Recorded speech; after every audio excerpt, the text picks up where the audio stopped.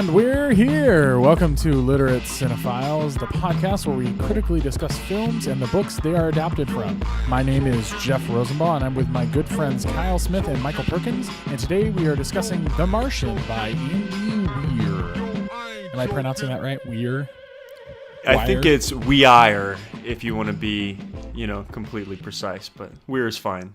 We'll take it. The Martian was written back was released in its book form in 2014. The movie that we're going to be talking about was released in 2015, directed by Ridley Scott with main character Mark Watney, played by Matt Damon.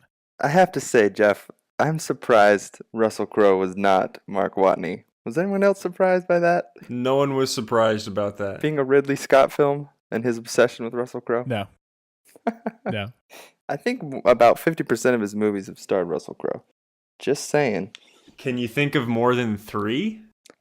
Gladiator, American Gangster, the other one where he's like some undercover spy dude. Yeah, Body of Lies. As I said it, Yes. I thought of like 5 in my head. Okay, fine.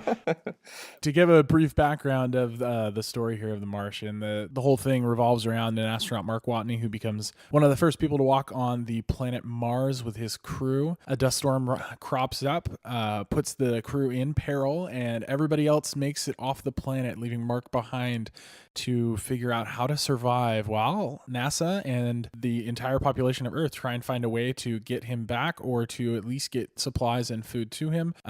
So I think we'll leave it about there in terms of spoilers, but fantastic book, fantastic movie. How did everybody consume this real quick? I'll go ahead and start. I consumed the book via Audible. That works for me because I have a bit of a longer commute. And then I saw the movie in theaters with my wife. Kyle, how did you read it and then watch the movie? I read the book on my phone using the Kindle app, and it was something I had to wait for. I didn't just go out and buy it. I guess I checked it out from the library and was put on a waiting list. And as I was listening to other people talk about it, it kind of built up some anticipation there, so I was excited when I finally got it. As far as the movie, I actually saw it twice. The first time I was with my family, it was Christmas time, it was late, and this will come up later, but I did not enjoy it as much.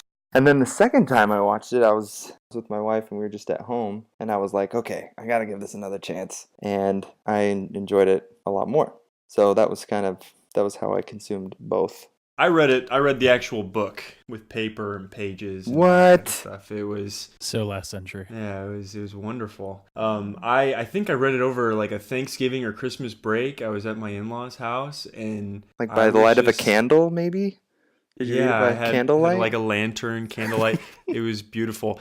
I was sucked in. I think I read it over a couple days, 2 or 3 days, and just couldn't put it down. I mean, so it was a fantastic reading experience, and then saw it in theaters with my wife. I think when the day it came out, we really liked it. So it sounds like everybody read the book first and then saw the movie. Is that accurate? Yeah. Mm-hmm. Okay, so let's start with you, Michael. I'm going to point the finger your direction. You want to give us a little bit of a overview of your feelings toward the book and the movie? Well, I really like both. I think the movie is a fantastic adaptation as far as those go. I think I love Ridley Scott. Big fan of him. Is big fan of all the other actors involved. The book is just such a fun time. The second I read that first line, I was hooked. I think this is real deep cuts, but I saw the book the first time at a Costco randomly. I was like, that looks kind of cool. When my wife's off shopping and buying other stuff. And so I pick it up. I read the first line. I was like, all right, I'm going to have to read this book. And it's just so engaging because the science and all the details and research, I mean, it just sucks you in, and it's such a well-told story. He's facing insurmountable obstacles and these huge trials over and over again, and you just feel it. I was just thrilled, completely thrilled. And I love the humor in it. I love pop culture references. All of it just really worked for me. It was a great reading experience. The movie, it took me along for a ride. I felt things in my heart, and it was awesome. Tender. So tender. I am moved. Kyle, do you want to share your thoughts? How do I even follow that? Wow. The book was good. I liked it. I read it. It's funny. I laughed. And the movie was fun. I mean, I don't have much deep to say. Like, Michael, sheesh. So our audience will immediately notice that Kyle is the deepest of all of us. uh, as far as the book, having to wait for it and building the anticipation, and then like Michael, reading those first pages and thinking, oh, it's like this. I was not expecting that for a science book. So that was kind of a fun surprise. And, I grew up just obsessing over MacGyver, and I felt like this was MacGyver in space. So I loved his Yeah. problem solving and how he had this positive attitude throughout where he could just figure things out. And I came out of the book thinking, man, if he can solve these problems, I can science the out of, things in my life too. And then I think the problem with the movie for me the first time was I had read the book too soon. It was just they were too close together, and I was making too many comparisons in my head. The second time I watched the movie, I had put some space between me and the book, and I was watching it as its own its own art form and not doing as much comparison, and I enjoyed it. I enjoyed it as a movie. I can't say I enjoyed it as a book adaptation, but I did enjoy it as an intense, well written and well acted movie. See, I'm not even sure what that means. How can you enjoy it as a movie but not as a book adaptation? I mean, it's a movie. Well, we'll get there. Let's not get but too I'm ahead of also going to ourselves. fact check you on this, What? Kyle, because that phrase that has become so popular is not in the book. It's Which in phrase? the movie only, that he's going to science the out of everything. Okay. So you were moved by the movie more than you know. So I had a little bit of a unique experience being introduced to this book. This time, I was actually on NASA's campus here in Houston, and I was meeting with some folks for some collaboration work that we were doing, and they highly recommended this book, and they said that it was absolutely fascinating because Andy Weir does such a great job of making sure that there's sound science to the vast majority of the story. Certain things he had to take a leap of faith because we don't actually know what it's like to put people on Mars, but from the standpoint of all the pieces that he could know about or that he could research, he was very heavily based in reality, in real science, in real engineering principles. So they recommended it and they thought it was fantastic. And so that sparked an interest for me, and went and picked it up, and I love the book. I mentioned already that I listened to it in Audible, and there were several times when I found myself in the parking lot at work and just kind of hanging out for another 10 minutes to get through one of the 10 scenes or two. And so I just thought it was absolutely thrilling, and there was some distance between me and the movie. I believe I finished the book sometime in the summer 2015, and so the movie didn't come out until the fall. And my wife and I went and saw it over the Thanksgiving break.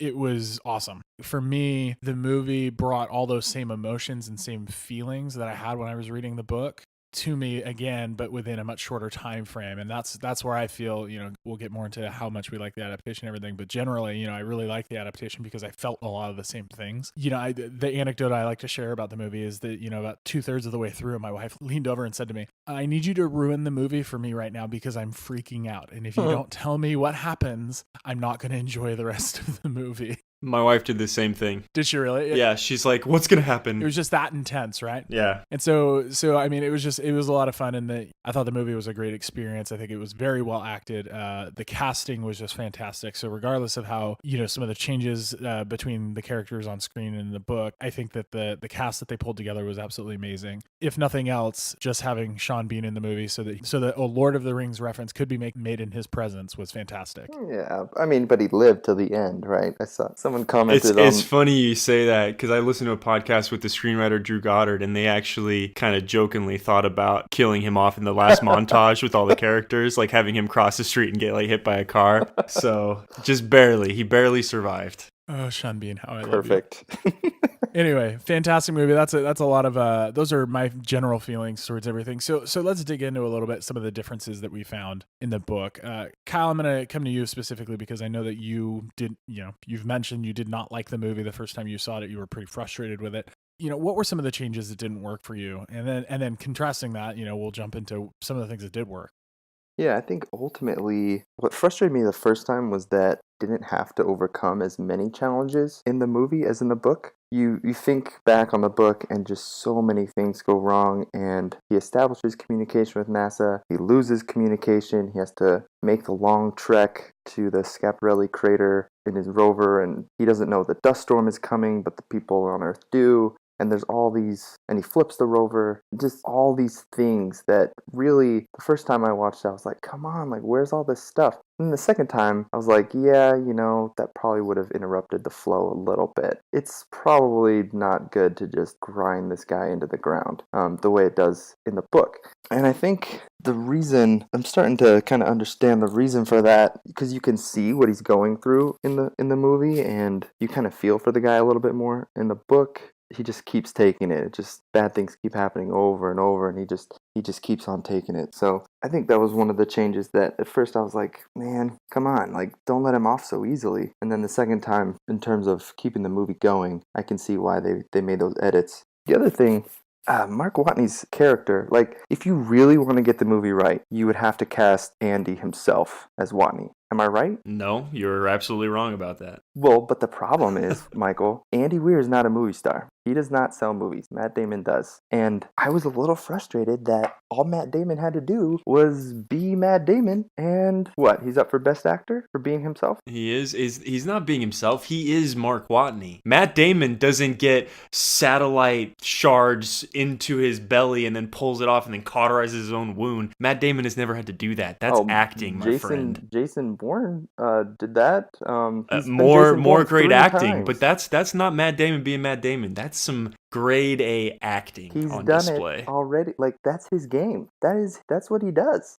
You're selling this guy short. I mean, because this is essentially, for more than half of the movie, a one-man show. Like, he carries the emotion of the whole thing on his face, in his movements, the way, that his body changes over the course of the film. That's all done so well and so subtly. I'm saying he's a great actor. Like, he was excellent at acting, but he did not have to, like, get out of his comfort zone or be any different than what he normally does. Like, he was being, like, that's his character. Is what I'm saying. But can't we celebrate when actors, we know they're good at certain things, and so we they're pulled into certain films so that they can go and they can just kill it. Sure, yeah. Like, no one celebrates Tom Cruise, but he kills. Have you ever heard Ethan of Hunt Tom every Hanks? Time. Tom Hanks is like Tom Hanks in every movie, and he has like 10 Oscars. Not true at all. He's super versatile. That's why you cast him in these big movies like this, right? Like, you find, like, what is Matt Damon really good at? What kind of characters can he play? I think between Ocean's 11 and the Bourne movies, you can see there's a lot of different hints that he would probably be a great Mark Watney here. And so you cast him because you want that person who's going to do the best job possible. I don't think it matters whether or not they're necessarily stretching their individual talents too much.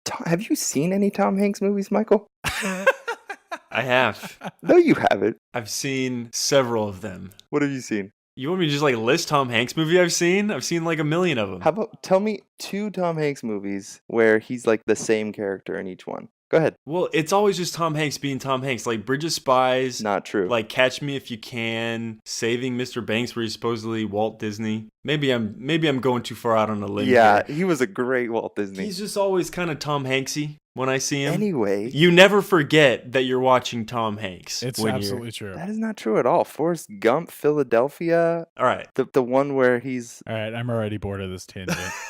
Anyway, I think Andy Weir would have made a better Mark Watney. I mean, just cut the guy loose, put him on screen, and... No, because Matt Damon is so charming. I mean, he pulls off the charm, he pulls off the humor, and he also is really, pulls off the emotion. I mean, because part of what makes that performance so compelling is that you have a guy that's in this life or death situation, and he's being taken to the absolute limits, and he's dealing with it in this, productive and human way. Andy wrote the book, but he could not pull off what Matt did. Well, I will say, I think ultimately what bothered me was that all his snarkiness, like, look, boobs, and every time he made a joke about NASA and, like, what those idiots down there were doing, like, it was all kind of watered down. Well, the stuff that Kyle's mentioning is exactly why I think it works so well as an adaptation. I mean, because the book is dense, and so much of it is him just working through each problem, and a lot of the problems are very similar, and so I think as a movie, it would be way too repetitive, way too long. I mean, so it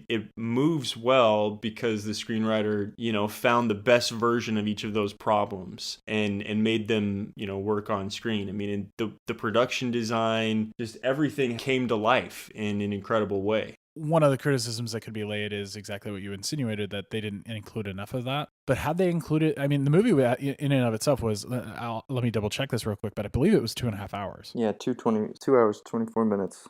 2 hours, 24 minutes. And so, I mean, you've got to keep it pretty tight, especially when you've already got a movie going that long. Yeah. And had they added more disasters, all that would have really done is shortened the length of them to where they would have felt trivial, right? So I think it was important to have a limit of the number of stuff that you're going to put in there so that it actually looks difficult, really struggling through trying to solve those problems and put himself in a better place. Had it been too quick, you would have dismissed it and been like, oh, that must not have been that big of a deal. Someone mentioned, problem solving takes time. And I liked the trial and error where he was making water and he blew himself up, and then he had figured out what the problem was and fixed it. Yeah, I agree that condensing all the problems and making them shorter would have trivialized them. So in terms of things that I thought worked a bit better in the book, one of the things I'll point out is I did find, and I think, Michael, you agree with us, some of the, all the references and the humor and things like that from Mark Watney, they just didn't get to it a whole lot on screen, whether that was a consideration of time or a consideration of, they didn't know that people would necessarily get a lot of the references. I'm not sure. But you did miss a little bit of that going to screen, which Kyle takes as an immediate criticism of Matt Damon, which we've already covered, but I will chalk that more up to, trying to tighten down a screenplay, but I did miss that. Yeah, I missed that too. I really loved all the references, and I think you're right. I think that's a function of length. I missed the swearing too, honestly. Like I said, that was what drew me into the book, because it seems, like such a contrast, because you pick up this hard sci-fi book, but then the tone is much lighter, because this guy is having a very human response. And I think that's actually a major selling point to the book. Did that lightened tone make that book a lot more accessible? I can just say that it did for me. I mean, and this is another difference between the book. And I think this is a great case for just why both of these things should exist and why both of them can satisfy in different ways, because the book has so much, just so much detail and so much science. And it's really, really interesting to go through as he's solving this problem. And it is so palatable because it's done with so much charm and wit and humor. And the movie kind of just stands on its own as something that you can consume in one sitting and kind of go on this whole emotional journey without necessarily getting bogged down in every detail of every problem he's solving, which is kind of what the book does. But then that's like a 10-hour experience versus a 2.5-hour experience. And I think there's room in the world for both. I like that you can get feeling exposed to the science, so that if, I'm at a party or someone brings something up and I'm like, oh yeah, I read about that in The Martian, I can, at least say that I've heard of it, or I can comment on it. I almost came out of the book feeling smarter, like, hey, I've heard of all this stuff now. I can hold my own with, scientists and astronauts. Yeah, and the movie doesn't necessarily make you feel like you're smarter at the end of it, but I think what the movie does, what it captures so well from the book, is that emotional journey. Like you have gone on a journey with this guy, who is then rescued and who survives through these incredible ways. I mean, it's just a totally different experience, and you get that with the book too. But you don't get a blockbuster by trying to expose people to science and make them feel good about science. I mean, but still, a lot of the science is in there. That was one of the main things they were worried about as they started screening the movie. They were worried that people were going to be receptive to it with that much detail in there, whether it would turn people off. I will say that a second viewing, you pick up a lot more. Like I picked up a lot more of the comments and his commentary and kind of his problem solving, seeing it the second time. I think the first time it was more of and I don't know, you guys have only seen it once? I've seen it twice. Oh, you have? Yeah. Did you notice that too? Well, I mean, hopefully that's true in all, every time you see a movie, right? But as far as the science was concerned and like the way he was problem solving, felt like I didn't notice it as much the first time. I mean, it worked for me in a second viewing too, but what I noticed, I mean, not necessarily the science, but it was just that it was just as exciting the second time, even knowing what was going to happen and how it was going to play out specifically. I was still hooked in scene by scene to what was going on. I'll say like a difference that it didn't quite work for me, but it would be really hard to do in the movie was, my wife actually pointed this out, is that every problem he worked through, from the time he established communication with NASA, they were working the problems through together, and he was not left alone to solve things the way he was in the book. I mean, the book, he shorts out the communications with the drill, and he's left on his own for sure the rest of the modifications and then the entire journey. And I just don't think that, when I think about it, I don't think that would have worked in the movie because, I don't know, I liked the back and forth in the book where the guys on Earth are like, oh man, he doesn't know this is coming and we're keeping track of him. And then you go, and the back and forth between Mars and Earth. And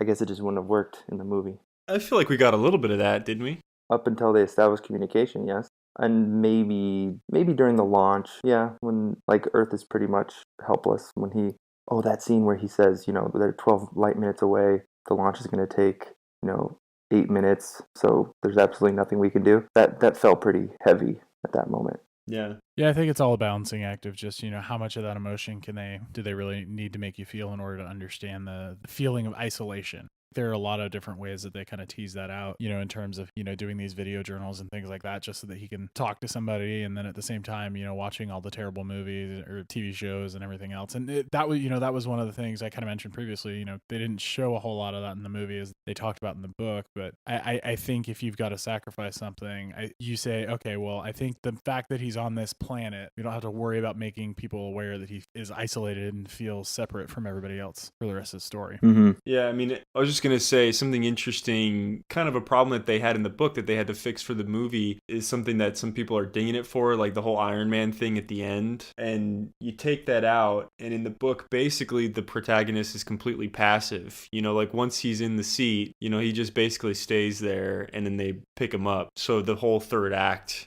things are just happening around him and he's not really doing anything at that point. So that played into the decision in the movie to have him do his little Iron Man thing. Well, I mean, at that point, as I'm reading, Kindle's showing me how much percent is left in the book or what percentage is complete. But I'm still, in the back of my mind, I'm like, so many things have gone wrong, and I'm just waiting for something to happen. And so it was still pretty intense in the book, just because been through so much already. I was almost expecting something to happen. Yeah. But yeah, in the movie, it wouldn't have worked. The first time I hated the Iron Man bit, it just drove me crazy. I was like, I'm watching Wall-E here or something. I didn't like it. Yeah, the science on that probably wouldn't quite work, but wouldn't fly. But the second time, I was like, okay, they did the scene well. Like, they send Lewis out, and it was, which was another change from the book, by the way. Which I think was a good one. It was the right one to make because she was the star and everything, and she felt responsible for leaving him behind, so she wanted to be the one that saved him. See, I would actually point to it as a mistake because you're watching this thing and it's trying to be realistic to NASA protocols and science and everything else. There's no way that the captain would have gone out and done. Really? Yeah, no. They would have followed protocol, and the right people would have been in the right place. Well, they weren't following protocol. They were already committing mutiny. They blew up their spaceship. Please, Jeff, tell us about the protocol of Mars missions. No, but I'm just saying. I felt like it'd ring a little bit more true in the book when you had the right people in the right places, and it just felt a little contrived. That's all. And to me, the whole Iron Man thing, it was very similar because I actually think it was a mistake. And Michael, I think the point that you brought up is a valid point. I would have, if I were in the room, I would have pushed back a little bit on that still and just said, the movie's not just about him finding ways to survive and him overcoming things. It's also about the rest of humanity trying to get him back. And it's about an entire planet of people going above and beyond to try and bring this person home. To have him at the mercy of his, the other people in his crew and the people back on Earth says something a little bit more about our position as human beings, as, brothers and sisters on this planet, however you want to say that, and the responsibility that we have towards each other. And so I actually thought, while it was kind of funny in the moment, the more I thought about it, I was like, it was a little bit of a failure because you've got a great opportunity here to have other people pick him up and for him not to, for him to just trust that they'll get him out. I feel like you still kind of get that. You still get, the world uniting, everybody else, because everyone had to kind of come together to solve these problems, not only within NASA, but, across countries and departments and all that stuff. And she still has to go out and get him. There's still an element of being rescued and trust. The Lewis thing I like just because it kind of... It's a nice arc for that relationship, and the movie almost becomes about that relationship, her leaving him behind and then her rescuing him. I don't know. So I guess that worked for me. Not sure exactly why. As I'm sitting here, I'm thinking that going back to what Jeff said earlier about condensing a scene, I think that whole thing could have been condensed and he could have been this helpless, just kind of floating through space and they go out and get him. And, maybe we could have seen the storm or some other problem that was missing from the movie and then just make the rescue fairly straightforward. Well, you don't want to rush the climax. Yeah, that's because that's like one of the most important parts of the movie, and they really heighten the suspense and the tension there In the for a book? great payoff. No, in the movie, and I think that payoff and that climax is even better in the movie than it is in the book. I think Michael's got a great point there, and he'll probably be able to come up with a good example better than I will as I'm talking. But I mean, we've all been to a movie where the climax was just way too fast, and you felt completely unsatisfied as an audience member. Well- You just sat back, you're like, oh, that was the thing. That's all that needed to happen. Like, okay. But this one, it had the right amount of build up and payoff to really make it worthwhile. I just don't necessarily agree with some of the specific details of it, but I don't think that they necessarily should have cut down on the timing. Well, so what do you guys think about the rest of the ending? Because in the book, it ends with him getting on the ship. I think, Right. none of the Earth stuff after that. None of the, where are they now type of montage. What did you guys think about that? It was fine. I mean, it was a way to do the end credits. It didn't bother me that much. It was kind of hokey, but as they showed where each character was, they put their name on the screen of the actor, and it was just a clever way to do the end credits. Well, so the original ending of the book actually was Mark Watney on Earth too. I think Andy Weir wrote a chapter, and the original ending had Mark on Earth and being recognized by someone like, "You're that guy." He's like, "Yeah, I'm that guy." I mean, so Yeah, an epilogue. Yeah, he said he cut it out because it just didn't feel right. Which here's the real question, guys. This is like deep, right? The Beck and Johansson baby, is that like the first baby conceived in space? Because we don't know for sure that it was conceived in space, Kyle. well, think about the timing, right? How much longer? Wasn't it 9 months? Did they really throw dates out there? I don't think No. they threw dates out there. This is wild conjecture. They extended their mission by a year and a half to go back and get him. Half of a Yeah, year but and a half. you don't know how much longer that scene in the hospital is. What's from... one half of a year and a half, Michael? Oh my goodness. So to get to Mars and get back took a year and a half. Therefore, and they were part of the Million Mile High Club. I don't know if you remember that from the book, but they made that joke. All I can say is that this is perfect that Kyle is doing this right now in our very first episode because it introduces our audience to Kyle and his conspiracy theories before we get too down the road. That way they know what they're getting into. I'm just saying, it could be a space baby. It could be. That's incredible. So I think we've covered most of our main feelings on the story. Lots of things that the movie did well, lots of things that the book did well. A few points here and there where we thought there's some adaptation issues. Anyone want to make any other comments on the rest of the cast? Everybody's great. I mean, Donald Glover is amazing. Mm-hmm. Loved him. Just everyone. The whole supporting cast is wonderful. I mean, they had heavy hitters. A very diverse cast, too, which is cool. But so here's a question. So Michael Peña's funny. Yeah, Peña is funny. So here's a slight tangent. So 2 space movies with Matt Damon. What did you guys like better, The Martian or Interstellar? That's hard. Yeah, and I have to admit a movie nerd sin. I haven't seen Interstellar yet. What? It's on my queue. I just haven't seen it yet. Oh, Jeff. It's one of those. Well, Let's no. cut So this. I missed Wait, it. we have to cut this. We cannot have any clout. lose all your credibility all at once, Jeff. No, Good job. like Interstellar came out when the baby was born or something like that, or like there were circumstances. I swear. Get some priorities in your life, Just... So anyway, continue the conversation. Let's not make this all about my sins in life. It's also long. Here's the thing I thought with Interstellar, I felt like time. Well, I saw it twice, and both times I didn't feel the weight of the time of the movie. Like, it's a long movie, and I didn't really notice. The Martian, both times I saw it, I was like, "Poof, this is long." That kind of told me that I was getting caught up in Interstellar more than I was in The Martian. Fair enough. Your thoughts, Michael? I don't know. I don't know if I can commit here. You brought it up, man. I know. I don't. Maybe that was a mistake.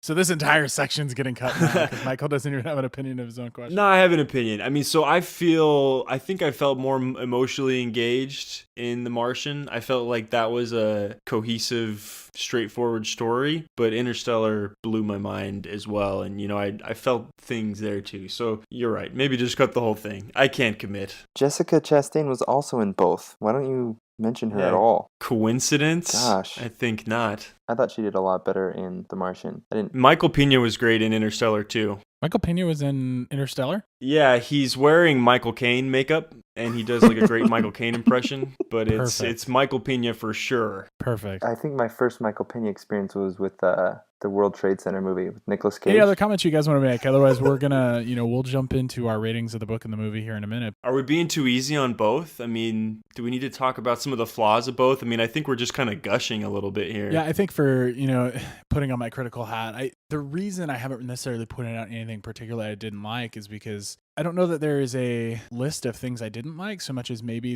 it was just a little lacking in a couple areas. I think the movie and the book are still overwhelmingly positive, but for me, they weren't necessarily perfect. I felt the same as Kyle did where, a few times during the movie, I was feeling like, okay, this is dragging just a little bit. It's not keeping my attention 100%. I felt that way with the book. There were times when it was super interesting and I was really captivated with what was going on. And then there were other times when I was just kind of like, okay, we've seen this before. Like, is something else going to happen? And for some people, like, that just keeps them on the edge of their seat. For me, it tends to annoy me. It's just like, okay, like, how many things can go wrong here?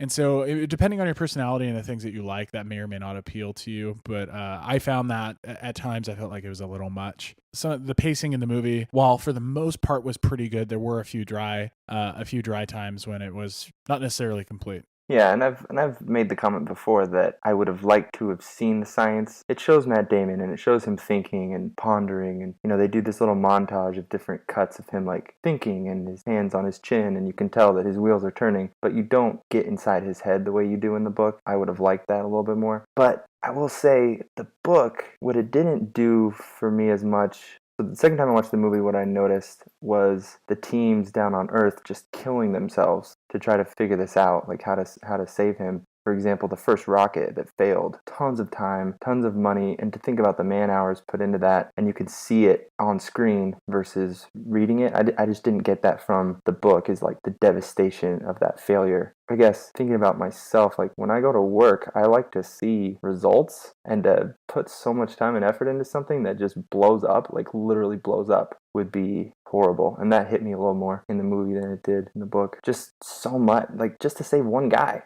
I will say, one of the things comments a lot of people have made of this is this just a space version of the movie Castaway? Never seen it. Tom Hanks is always the same.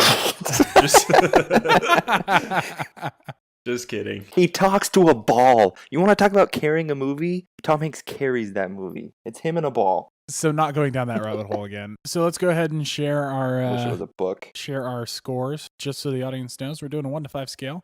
Kyle, why don't you give us your book review and then follow that with your movie review? Yeah, so I think overall I'm grading the book as something I would want to read again. It was highly entertaining. I laughed. It was intense. I didn't want to put it down, and it also changed the way that I think and approach problems. So I think that to me deserves a 5. As far as the movie, if you see the movie first, or if you wait in between reading the book and seeing the movie's a lot better. It's kind of up in the 4 range. If you do a just hard comparison book to movie, it's going to fall a little bit lower, like 2.5.